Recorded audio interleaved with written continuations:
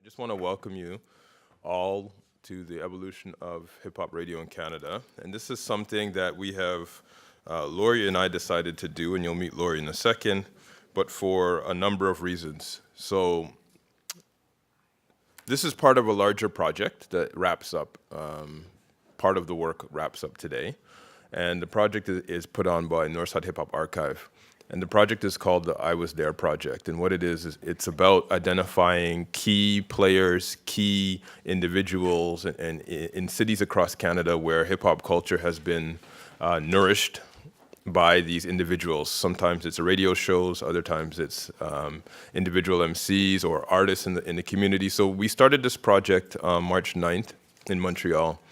And we went out there and met a man by the name of DJ Butcher T, who some of the amazing stories that we heard, and I'm not going to take up tons of time because these are the important people, is that hip-hop has been thriving in Montreal since the early 80s, long before we had heard of hip-hop on mainstream television and these sort of things.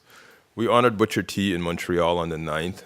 On the 11th, we headed out to Saskatoon and we honored Equil, and she has been doing her thing for the last 19 years in a 400,000-person city, right? So being an MC in a city one-third the size, or less than one-third the size of Toronto is significant. But she also represents the Indigenous women in hip-hop out there and all of the Native communities across Saskatoon. So we honored her on the 11th. Then we went to Hamilton on the 24th, and we were lucky enough to big up a man by the name of Eclipse, who actually had the first hip-hop festival in Ontario, in Hamilton, Ontario, and it was a graffiti festival called Concrete Canvas, and he's a visual artist, so we put on an exhibition, which is up now in Hamilton until April 6th. And now we've wrapping out this tour really in Toronto with a man by the name of Ron Nelson, who we will talk and hear from this afternoon, who was one of the key architects in helping hip-hop start here in Toronto and starting it here at Ryerson. So I would need to thank a couple people. So these folks, the FCAD, this is the Faculty of Communication and Design, where I'm a senior researcher here at the FCAD Forum for Cultural Strategies. And we also have a couple other sponsors, Canadian Heritage. So the federal government thought this was a good idea, so they decided to support us. So shouting them out. And then also the Alan Slate Radio Institute, which is run by Associate Professor Laurie Beckstead, who is here today. She is the director of the Alan Slate Institute and one of the brain children, alongside young child like me, to put this thing on. So, Laurie, please come up. Hi, everyone. I'm so glad you could be here today, and we're super excited to host this event here as part of the Alan Slate Radio Institute in the RTA School of Media at Ryerson University. The Alan Slate Radio Institute, as you saw, our space is there. We've got lots of production studios, and we have a space where spiritlive.ca, which is our student-run online radio station, is run out of. It was funded by the Slate family, a generous gift from them, and we're delighted to be able to have this space where we can make radio, where we can discuss radio, where we can have events like this to honor the heritage of radio in Canada. I also think it's really fitting that we're having this event here at Ryerson today, of course, because down across the campus in the basement of Jorgensen Hall, in the dingy old basement, was where CKLN was, and that was, of course, where Ron Nelson started his show. That was the first one in Canada to really focus on hip-hop and rap, so it was a true incubator right here on Ryerson's campus. So thank you very much to Northside Hip Hop for partnering with us on this, and thank you all very much for being here, and thanks to all of you, and enjoy the day. Thanks. Thank you, Laurie. And without any further ado, I want to introduce our moderator for this panel. This is a panel on community radio community hip-hop radio in Toronto. And just to give you a bit of background, I teach here at Ryerson, and I teach a course on black music, and I also teach a course on popular culture. And without these folks here, I can't really teach about hip-hop radio in Toronto or Canada, right? Because we've all been doing it, but we don't really have documentation of much of it. And there are students 5,000 students in this faculty coming through that end up having no idea about the rich hip hop history in radio in this city, right? And in other cities around. So Jelani J. Wise Nias, everyone knows J. Wise from Flow 93.5, was born in Antigua in 1977 and has lived in Bermuda. Now we're lucky to have him here living with us in Toronto. He's been writing professionally for 16 years, and his short stories have been featured in 2 anthologies, In the Black, New African Canadian Literature, and So the Nailhead Ben. So, The Story End, an anthology of Antiguan and Barbudan writing. An accomplished spoken word artist, his poetry can be found in Word Up, Spoken Words in Print, and EMI Canada's companion audio compilation, also entitled Word Up. His articles have been published by the Toronto Star and are included in the Canadian Civic High School textbooks. He also has had various poems incorporated into syllabi at the University of Alberta's English courses, and his first novel is out now, which is Where Eagles Crawl and Men Fly. I think there's more important news about that I'll let you share that, Jay Wise. Thanks. Thank you. So now I'm embarrassed because he read the whole bio. So now I feel like, my name is Jelani, a.k.a. J-Wise, and be moderating the panel today. We got a bunch of great people up here who've all done a lot of things. In the interest of time, I'm actually not going to read everybody's entire bio, but we will say some stuff about each person, and then if I leave anything out, after I do the quick intro, you guys can jump in and throw in any important points that I miss. So I'll start with the lady beside me. Her name is Lindsay Bess, an author and visual artist. She's volunteered at CKLN and also took over the Drop and Dime show when Gemini left. Crazy creative person and real radio talent who didn't want to get into radio, and I'll leave it to see if she wants to add anything up to that. So I kind of got into hosting. I've always been into radio. I love radio. It's a very powerful medium, community medium. And the only reason I ended up hosting is because Gemini, who you all know at G98, left for Flow, and she said, well, it's on you guys now. So I was basically just like a production assistant, and I said, oh my God, no, we can't let it go, because it was, I didn't realize it at the time, but as far as I know, it was the first all-female hip-hop radio show. The content wasn't all female, but the people who ran it, down to the people who answer the phones, all women. And that was kind of just by default. And I felt like that was it would be a pity to not continue that legacy. And it ended up it survived me, and which is good because I was not great on the air. But I had a lot of fun, and I joined forces with Mel Boogie, who would love to have been here. She just couldn't make it today. Who still is on the air, actually. She was up at CHRY, and DJ Mel Boogie was my DJ, as I was the host for quite a few years, and she's still on the air. And Droppin' Dimes has an incredible legacy as sort of a space, a female-centric space. So it did have, and then now she's on at Vibe 105, and she still has Studio B, and that's sort of like the younger sister of Droppin' Dimes. So, Neely, give it up for Lindsay Bess. Thank you. Next down the line we have Motion. I don't even have Motion's bio in front of me, but that's cool, because Motion has done so much stuff in this city, and she's such a legend. She gets embarrassed when I say that sometimes, but she really is. As far as an MC, a teacher, a writer, a playwright, in a writer's room on TV shows, her music, radio show host, one of the original members of the Masterplan Show. Motion has done so much in the city and taught so many generations of all of us. She was also one of the instructors at Fresh Arts, which was one of the programs that helped to birth a lot of the talent that came out of the city. Actually, not help to birth, but help to refine and polish that talent into something else. I could go on and on and on, but I'll turn it over to Moshe and see if what she wants to add to that. Thanks, Jay. Yeah, so definitely here today representing for one of the co-founding members of the Masterplan Show on CIUT 89.5, Saturday Night Live. That's how we did it, and that's how it continues to be.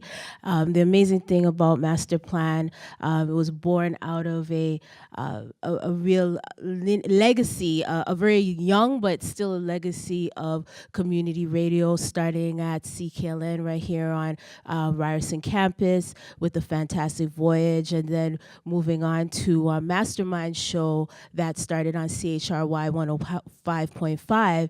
And then before you know it, myself, DJ Power, DJ DTS, and John Bronski, and then the list built from there.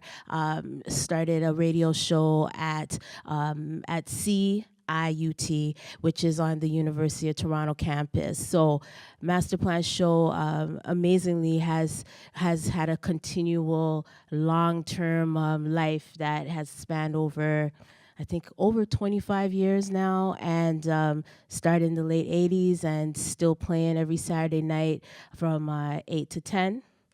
And yeah, so looking forward to speaking more about it and also talk about how all our shows have intertwined in some way or some fashion. Thanks.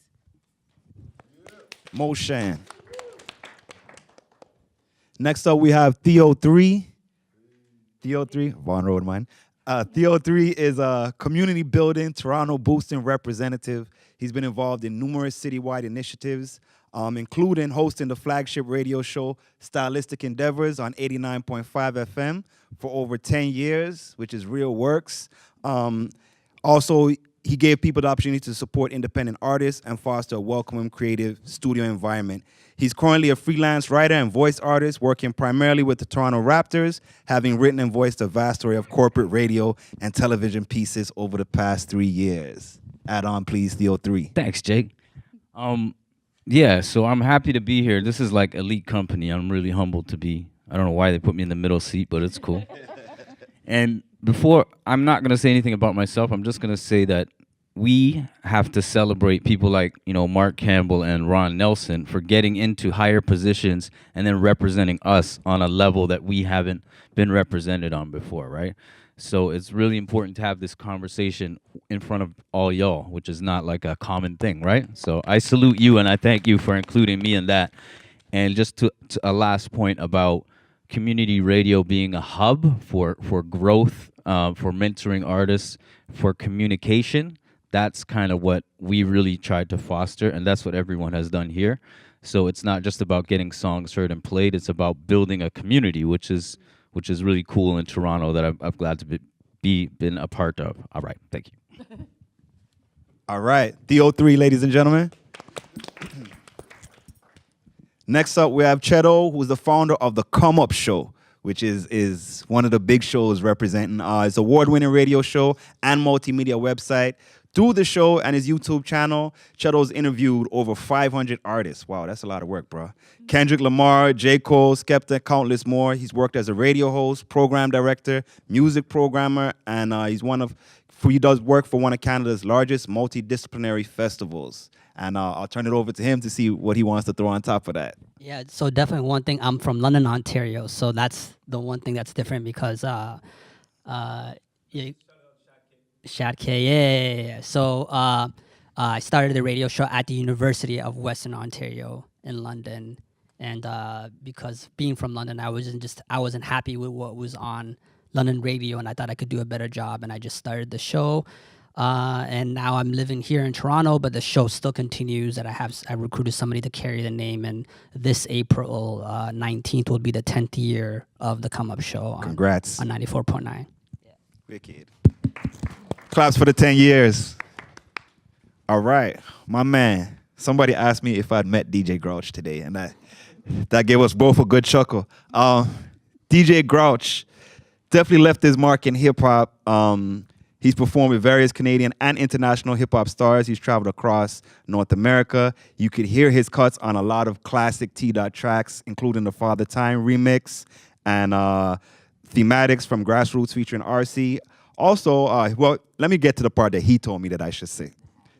Former radio guy and battle DJ, currently DJing, teaching, and producing. That's Grouch. But that doesn't say all of the different stops he made and all of the things that he's influenced. But Grouch is a humble man, one of the premier DJs in this city, representing hip-hop for a long time. I would say from like at least, what? I want to say... 93. Okay. Yeah. See? I was going to age you a little bit.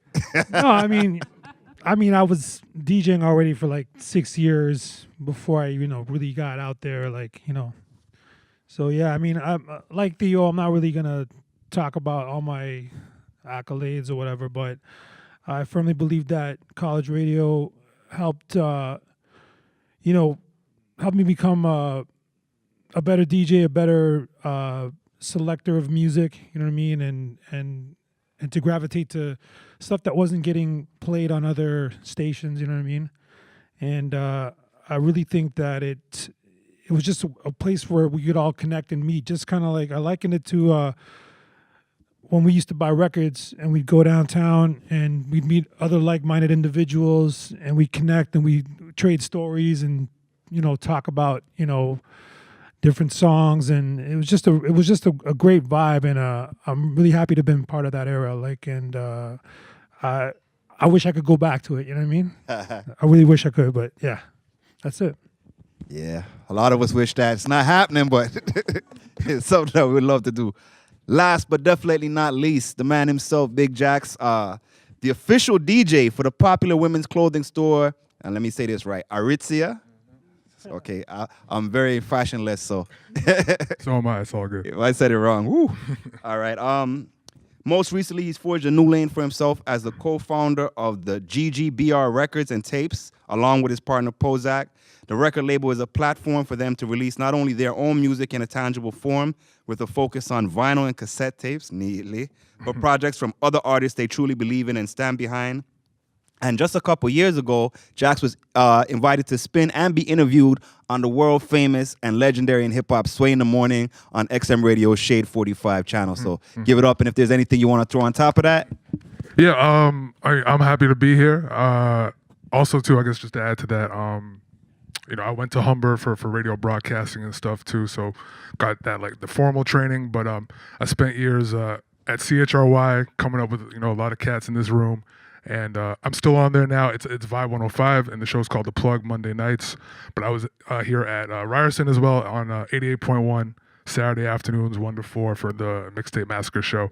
And it's crazy for me to be beside Grouch too, because he's actually the first person who put me on radio back when I was like a teen, back when I was rapping.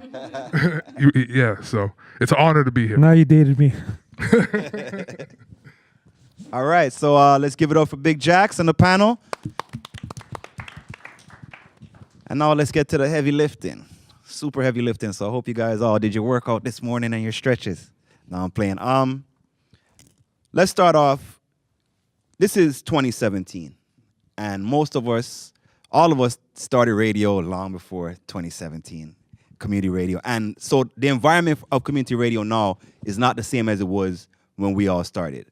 But I would like to take you guys back to when you started and real quickly just ask everybody to go down the line and tell us what was the year that you started in community radio, and let me see one else thing. What was it that got you to go into it? So what was the year, approximate year for those of us who have foggy memories, you know what I mean, around the date, and what was it that made you decide this is what I want to do? Start with me? Sure. Since you volunteered. You looked at me, so anyways. It was, I think it was either 93 or 94. And I had found CKLN either through hearing somebody talk about it in high school, or I had just been wandering around the dial, and I heard somebody give away 1 ticket for a show, and I was like, who gives away 1 ticket for a show? And which is totally community radio, right? Because that's what they get from the promoters. And so I kept listening to that station, and of course I was hearing hip hop, and I was like obsessed by that, like really obsessed with hip hop from years. And I was so obsessed that I had to find out where this place was. So I went down and asked somehow I could be involved, which is when I met Gemini, who was one of the first people I met, and she said, "Hey, we need somebody to shelve records," and so I shelved records at CKLN in their very dusty basement for quite a few years. Nice. Anybody else want to take it up quickly? Masterplan Show started in 1989. Wicked. And what brought you into it? There was a spot open at the station that we had heard about. I think it was the poet Lillian Allen had told us that, told myself and Power that she heard that they were looking for somebody, or that there was a space open on a Saturday. So me and Power went over to CIUT and basically went and talked to them and said, "Yo, we wanna do something in that spot," and then finding out later on that they were also looking for, interviewing other people, basically. And so when we arrived and we're thinking, okay, yeah, we have a radio show. And then there was DTS and John Brodsky as well. So we were going back and forth every other weekend for like a couple months. And then we ended up said, look, let's just do the show together, because we can do it. And that's how we basically started off. Nice. I think, I started like late 90s was when I first started like volunteering at CHRY, and like we were doing like overnight, just anything that we could get. Like, so we'd be doing stuff at like 4 o'clock in the morning or whatever. And then an opportunity finally came available when like Flow came out, because Real Frequency was there at CHRY and they left to go to 88.1, and everyone in Power Move went to Flow. I don't even remember. Yeah, X went. X went to Flow. So everything shifted at that time, and something became available for us, and I was able to get on the radio from that time. But before that, I always wanted to be a DJ. So I used to listen to college radio, and I used to listen to Masterplan and Power Move and GQ Wakeup Show and Stylistik and all that. And I would just listen every week with my tapes, and I'd be making tapes at home, and it just something spoke to me that made me want to just do that myself. So that's how I started. I'll just quickly, early 2000s, I was an MC along with guys like Jay Wise, Hustle Man, JD Era, Empire, Sean Booth. So I was an artist. I still am an artist. You still are. Yeah. I used to go by a show called Stylistik Endeavours, Power Move, Masterplan all the time, just to hang out, because it was like a community radio hub. It was fun. You could chill out there. And then I found out Stylistik needed a host at some point. But before that, I hosted on Project Bounce with DJ Law, doing the 3 a.m. to 5 a.m. shift, doing the George Brown Community Worker Program from like 8 to 4. So I feel all your struggles, and I know y'all are gonna get it in whatever you do. So that's about that. For me, 93, I'm just volunteering. A friend of mine from around the way had a link on CHOY, and we filled in like 2 a.m. one time, and then that's actually where everything started. Like, I literally got a call that night, "Yo, I want to put you in this DJ battle," and that's how I got into the DJ battle circuit. And I didn't get my own show till like, so that was like spring of '93. I didn't get the show till like late '93. You know what I mean? So you have to really put in your volunteering hours and pay your dues, earn your keep, that kind of thing. So April 19, 2007 at 2 a.m. Wicked. My first time slot was 2 a.m. to 6 a.m., which was it was perfect because I was really nervous. Like the first 30 minutes of my show, I didn't talk. I just played music, and 2 a.m. to 6 a.m. was good because it'd only be weirdos who were listening to me at that time. So London, Ontario. And it was the summertime as well, too. So I was the guy in high school, always had an earbud in the ear. I was obsessed with music. And when I bugged our AV teacher in my high school to give me access to the sound system, which was in the cafeteria. And when I started playing music for that lunchtime for 45 minutes, I was obsessed because I was always sharing earbuds with my friends, but now being able to play for your high school cafeteria where they're eating poutines and chicken burgers and they're like bumping you and being able to control those type of vibes. I was addicted to that feeling, and I remember I was in grade 10. I was like, I don't know if careercruising.com is still around, but I was like, what occupation allows you to play music to people? And radio was one of them. So I started volunteering at Western, the rest is history. So you saying that reminds me of a teacher who told me that I would never find a job that allowed me to wear jeans every day and talk a lot. When I got that job, I was like, ooh, I wish I could find her. Anyways, don't mind me. Now, we all know the history of a lot of community radio programs that come, they start, and, when people found these programs, they usually, in their younger years. And then as time passes, those people get older. And lately, I've been hearing a lot of talk, a lot of chatter about asking the question, should college and community radio, especially college radio, be programmed specifically or exclusively by college and university students, or those who are of that college university, that general college university age? So I'll put it to anybody who wants to take it. What do you guys think about that? Well, I have the unique experience. I was a program director for 2.5 years of CHW, so I was managing 75 radio shows and 100 people. If the thing about college and university students is they're going to be gone, whether if they're gone for the summer or they're going to be gone in 4 years or in 2 years in their college, right? So there's always going to be that turnover, and it'd be really hard to have a consistent sounding station or shows. And our station was unique as well, too, because we always had somebody for 23 hours of the day. So, the only time was pre-recorded was 6 a.m. to 7 a.m. So as a program director, if I could only rely on students, I would have a really hard time to, make sure the station sounds good.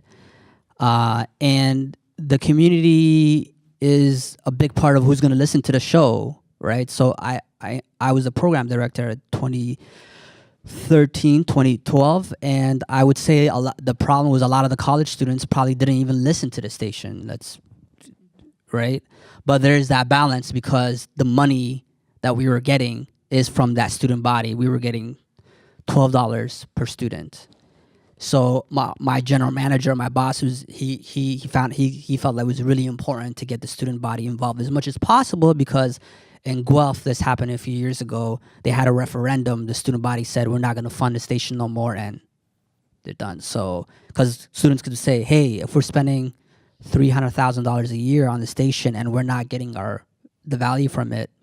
So there's a balance there. If your funding is relying on students, you need to engage and get them involved, but you do need the community to make sure that the station is top notch and that people from the city are going to be listening. Anybody else want to add to that or keep it moving? All right.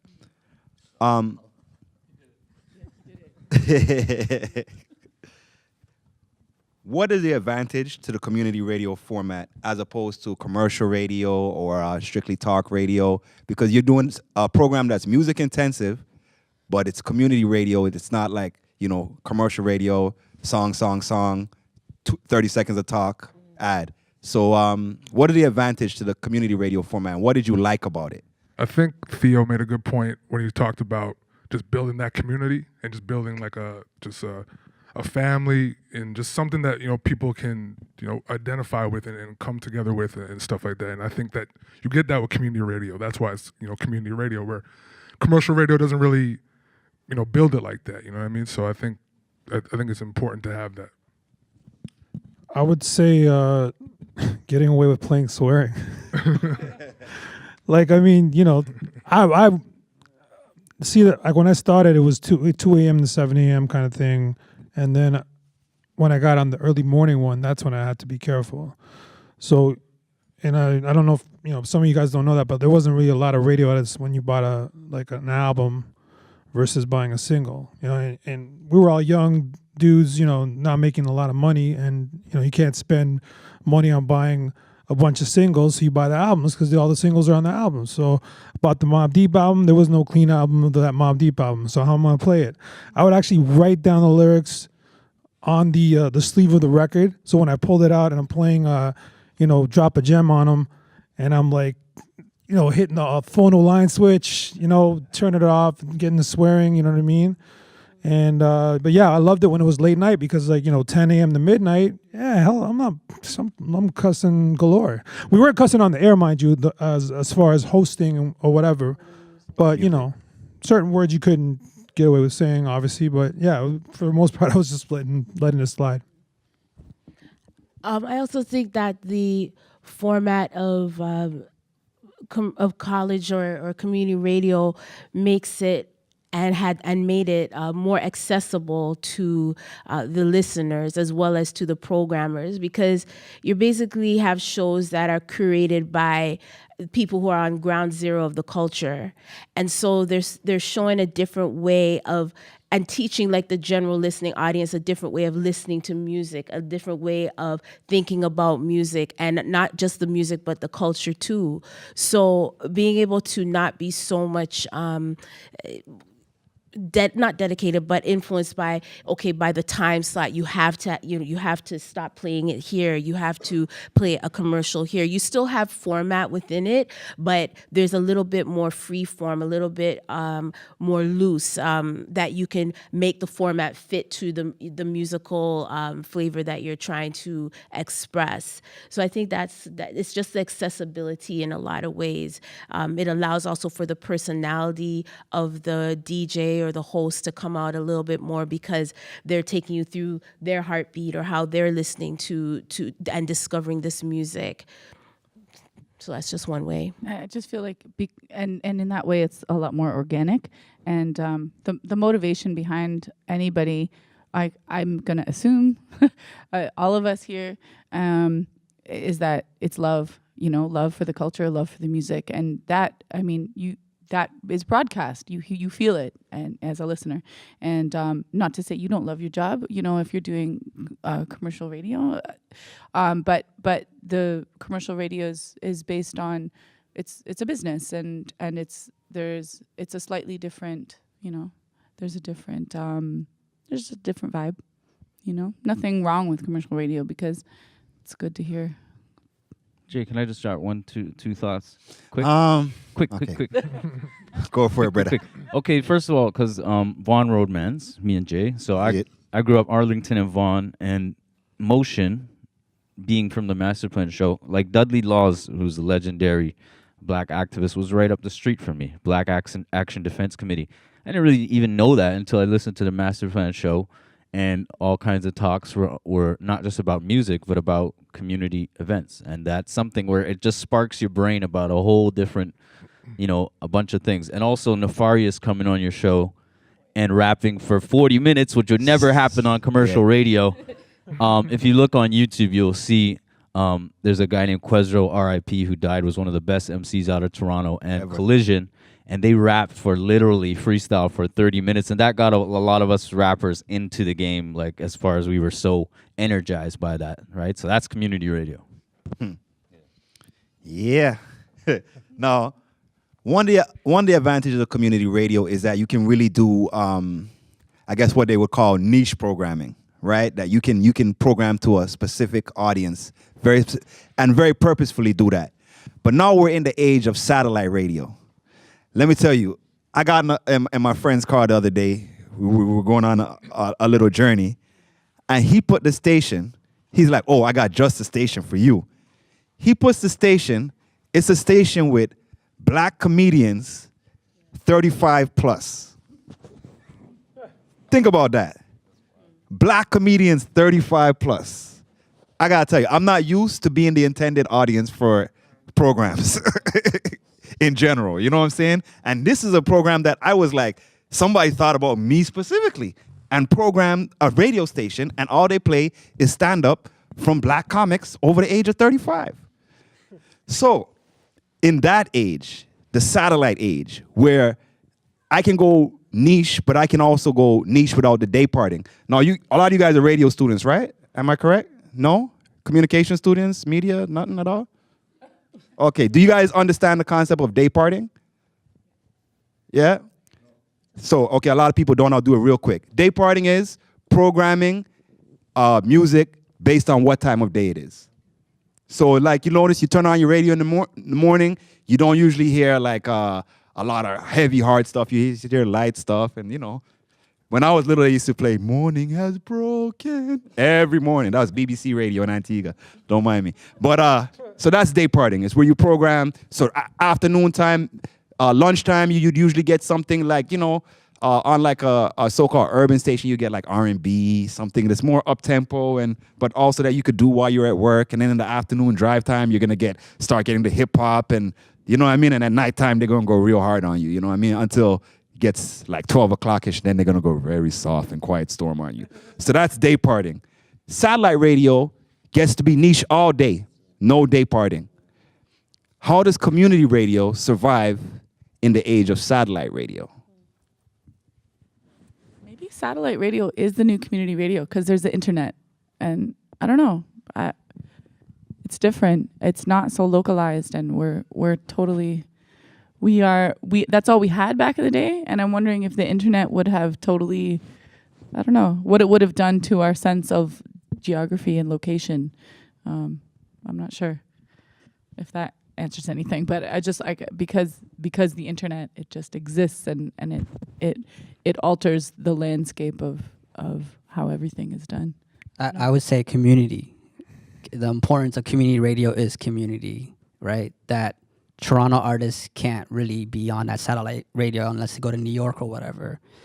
Lets you know what's happening in your community. I think that's the most important thing, because when I started playing when I started my show, I was playing everything, but then when I started having artists from the community on my show, they would tell their mama, their friends, they're like, I'm on the radio, make sure you tune in, and everybody tuned in. And, you know, I kept highlighting and showcasing and interviewing Canadian artists, local artists, and that increased the profile of my show. So I think community, you know, with streaming and all these other type of stuff, you'll be able to listen to syndicated programming, but I think most of us have an interest of what is happening in our backyard. I think that's even more important today that satellite radio station can't compete with. Also, I think looking at the whole thing, going back to accessibility again, because who has the access to satellite is, you know, basically even though we're supposed to financially support college radio in some form of way, usually through fundraisers and things like that, but it is basically a free medium. We can listen to it for free. It also is a very live medium, which I find is very different than even the whole world of podcasting or satellite, because with college radio, you're dealing with what's being heard right now, what's happening today. You know, you can do events or talk to people who are in the city right now, or always looking at the whole thing of liveness, where I think there's a different some different mentalities that you have to go into satellite and podcasting with, where you're looking at how big is the geography that you'll be speaking to, how local can you really talk about without you know, keeping away or separating other audiences if they're listening from South Africa or France or whatever. It's just a different way of approaching it. And also, how immediate can you make the content? You know, can you speak about something that's happening, you know, March 31st today without dating your content or dating your show? So I think they play some different roles, and what's amazing is when there's platforms where people are able to find the way to make all the roles live within the same show. It's challenging, but I believe it can be done in some ways. It has been done. Nice, you guys are so intelligent and articulate, man. If you had to think back, for those who aren't doing your shows anymore, think back to your show. And for those who are still doing the show, think about what your show represents for you and you know, why you do it. And now I'd like for you, just a bit of imagination, if you had to pick a group or an artist that represents the spirit of what you were doing on your show or what you're doing on your show, who would that group or artist be? And I'll give you a second to think about it. I know back when I was on the Masterplan Show, for me, my group would have been Public Enemy. Because that's how I felt at that moment in my life. You know, I was young, and when you're young, you're Public Enemy. And I think probably Black Steel in the Hour of Chaos or a joint like that, just real, you know what I mean? What did the spirit? Now, I only say that to give you guys time to think about your answer. So you weren't really supposed to be listening to me that hard. So yeah, if you had to pick an artist or a group that represented the spirit of what you were doing on the air, who would that be? I think for me, when I first started, and even till now, I mean, we always want to just keep it raw and everything, and like a group that always represented that for me was Wu-Tang, right? So, and I mean, like, I think about that skit on the 36 Chambers album where they're like, where Ray says, we got something the world wants to hear because this is what we want to hear. You know what I mean? And so that kind of just represent what I was doing and what we do on the show. Dope. I think, man, there's so many to choose from, but when I look back, I think one of the key groups that we played all the time was Gangstar. Yeah. And they're like, they're working class type dudes, you know what I mean? And they put in work. That's one of the titles of one of their songs, and actually one of my favorite Gangstar songs. So I felt like we really tried to represent that, and just we put in the work, you know what I mean? And I like to look at it like we left on a high note. We didn't, 2008 is when we ended the show, 15-year run, and we had a good run. It was just time to go. It's time to quit. You know what I mean? So that was it. Wicked. I like that choice, man. Gangstar. Yeah, one. Anybody else ready? I guess I'll go. Last February, we wrapped up the show Stylistik Endeavours on 89.5, and it was running for 20 years, let's say. And really it brought like DJ culture and, basically going back to back on 4 turntables, which was, representing the skills, and a lot of guys like DJ Grouch and X and things like that. DJ Sirius, who started the show at Planet P, they came up together, right? So it's that type of selection vibe.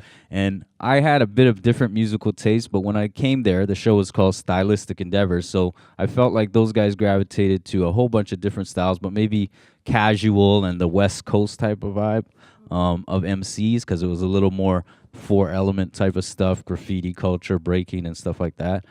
So that's the vibe I got from Stylistik Endeavours. Well, going even non-hip hop, which is crazy, but Roy Ayers is the first name that came to my mind because Masterplan, in a lot of ways, many times we used to start off the show with something like a Roy Ayers, some type of break beat, something that people would be hearing transformed into another song or a new song. There was always like this sort of cool out session that happened for the first 5 minutes, where it was like totally a digging in the crate moment, and always very educational, even and definitely for me, because that's how I used to discover new records or that were old, things that I didn't know about. And then on the flip, I thought of both Boot Camp and KRS because of we always had like a little very much a boom bap aspect, but then a little rootsy aspect too, in the show. So I know Soci won, but those are the 3 that came to my brain right away. Actually, I just want to chime in because that's factual, because every time I used to listen to 89.5, this is before I was on the radio, I got schooled on a lot of stuff that I didn't know about. And there's a guy there's an unsung hero in the city, a gentleman by the name of Pauly Lopez, who pretty much, vibes and stuff was something I would listen to religiously, and I would hear breaks and all kinds of things that I had no knowledge of, you know what I mean? So it was just, So I remember hearing that on your show too, when I would listen too. So yeah, definitely. Yeah, DTS and Pauly Lopez are my originals guys.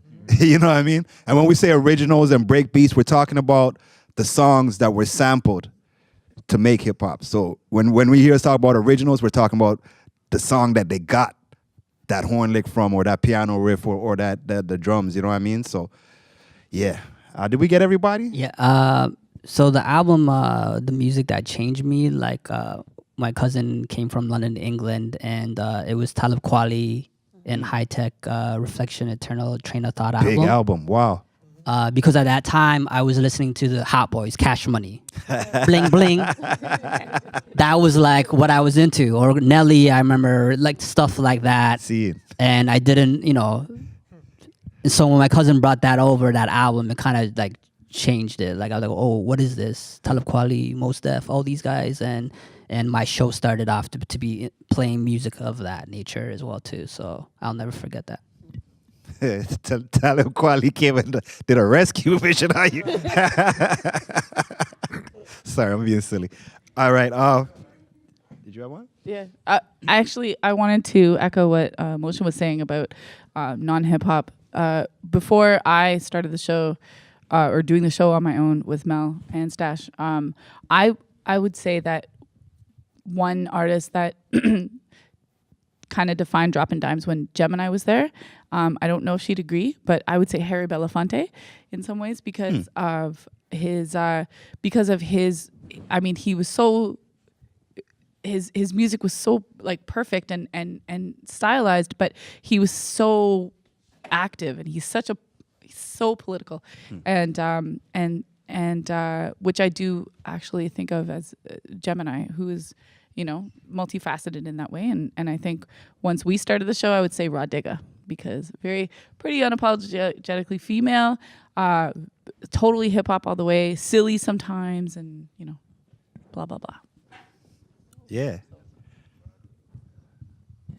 Yeah, I think okay.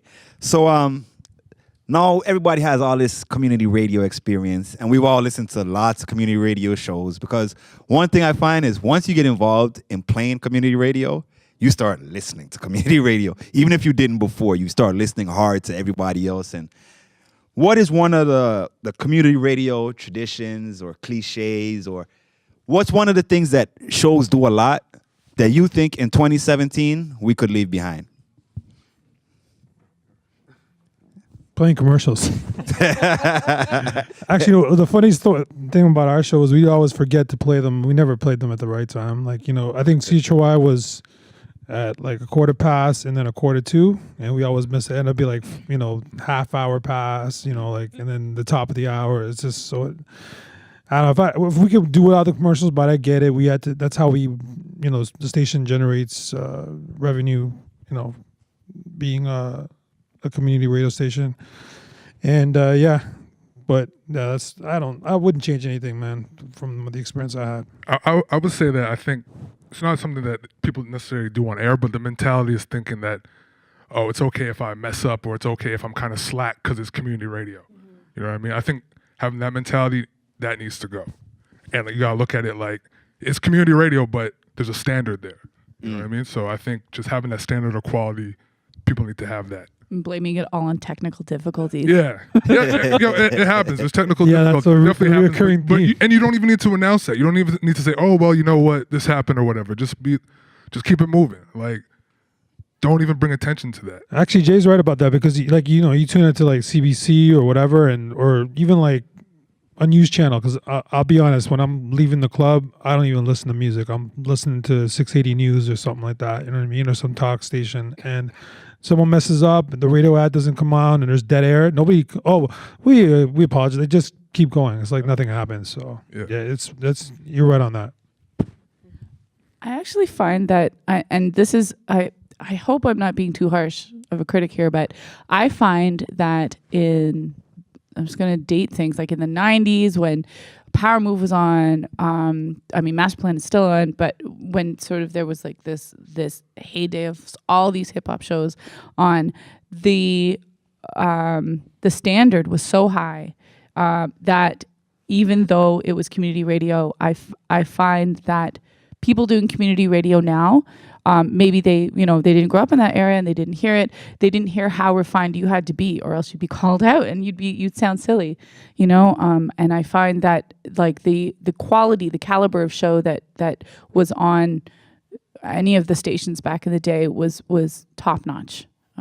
I find, even though they had their spaces of dead air and there was a little bit of cussing and stuff like that, I find that it was, I don't know, there was something different back then.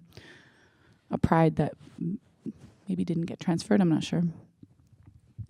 I would say maybe also the balance between, okay, we're in the studio and this is us in the studio, and then having the also the constant awareness that you're speaking or playing for other people, that we want to engage as many as possible.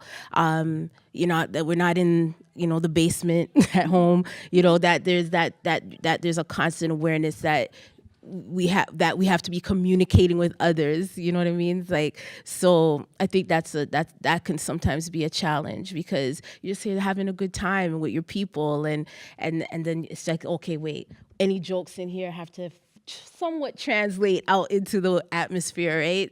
Or whatever it may be. So maybe that's one thing to think about.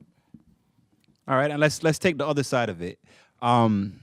What's something, a part of community radio, that you think is necessary, that without this piece of it, it's not community radio? Something that is like integral to the flavor and the vibe of having a hip hop community radio show. People being able to just come down, artists of your choice or whatever, to be able to come down, like Theo was talking about, people, building community, and being able to just show up with your stuff. Well, not just show up, because that was kind of annoying. Actually, wait, let me take that. Well, that was annoying to the host. Yeah. But it was lovely for the listeners. It was. Because there was nothing better radio in Toronto than when some angry person showed up on the air and started doing something. Yeah. That was always captivating. Yeah. And you would talk about it for weeks. Yo, you hear what so-and-so went on so-and-so show, and they had this in their hand, and it, you know what I mean? So that might have been annoying for the host. Spontaneity, yeah, for sure. Anything can happen, like, and that's to me, that's what was amazing about it, random people coming down, or, something breaking, like, imagine, okay, so now we have computers and all that stuff and whatnot. Before, like, if one of the turntables down and you had to DJ the whole show, 2 hours we're talking, like, with one turntable, you know what I mean? That sucked. That sucked as being the DJ. That really sucked, because it's like, I'm not gonna get to do what I want to do and get busy. You know what I mean? Like, it's just I have to literally lots of drops. Yeah, it really ruined it. You know what I mean? But yeah, spontaneity, man. Anything can happen. I mean, one thing I'll say, kind of going back to us talking about, like, what shouldn't happen on college radio. And this is more, is anyone in here an artist? Okay. So if you got music, if you bring music down or whatever, I mean, first of all, like Lindsay said, like, it's cool to show up and stuff, but, if you can, like, arrange and email us ahead of time or whatever, like, it's not hard to do that. But if you're coming down too, like, don't just show up with, back in the days, it was like a blank CDR or something like that. Don't show up with, like, a blank CDR. Don't email, like, a file that isn't properly labeled or anything like that. Make sure, like, whatever you're dropping off as an artist is, like, something that, be proud of that, represent that, you know what I mean? So I think that's something that artists need to remember too, just approaching us and approaching any station, because don't do that. I think one thing I just want to quickly dispel is that people don't care now about issues or what have you. Everyone cares. It's just, do they have access to the information and the material? So one thing I love about community radio is you don't have to wait for, like, a Jadakiss Y in between all his other catalog to come out once every 10 years. We can play different type of content continuously that sparks your brain, right? And that's something I really think is valuable about, community radio. All right, at this point, I've run out of all my questions. And so I will turn it over and put the work on you guys. If there's anybody out in the audience that has a question, I see my man in the back's had his hand up for a while now. So we'll start with you, and then we'll continue on.